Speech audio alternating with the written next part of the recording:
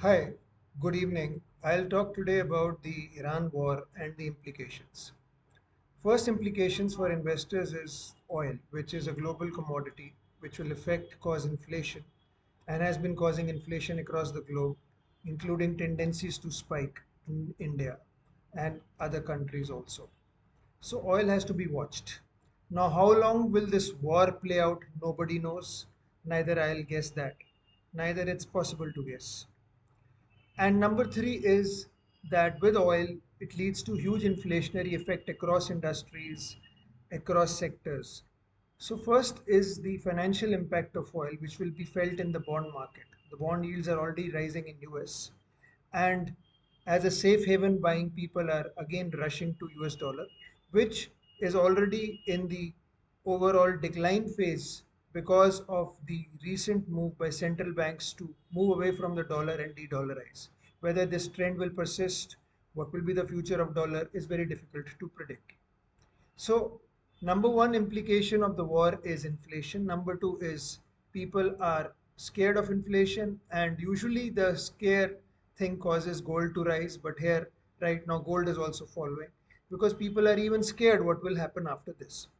So, I'm not trying to give you a doomsday picture, but I'm just trying to give you the fact what oil can do.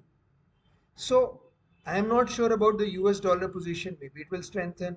What will be the future? Because it's very difficult to assess these huge global commodities and including currencies. So how the INR has behaved right now has been on a trend which is coming down because of the overall situation. But I'm not sure how things will play. But the government of India is trying its best to kind of find a situation where they're allowing ships of India to pass through on a case by case basis through Strait of Hormuz. India has 20% energy needs which are met through Strait of Hormuz. So overall situation is that whenever oil rises, usually people have inflation. Gold should ideally in high inflation situation rise up, but it's coming down because of the again fear hypothesis about overall situation.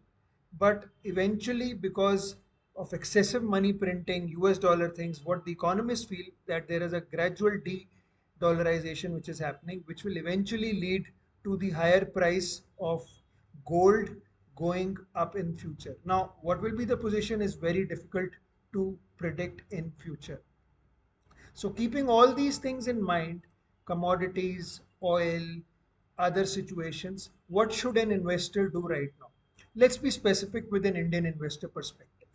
So as an Indian investor, what you need to do is, first of all, understand that this uncertainty may persist for some time, for a longer period of time, or for an even long period of time. We don't know the timelines.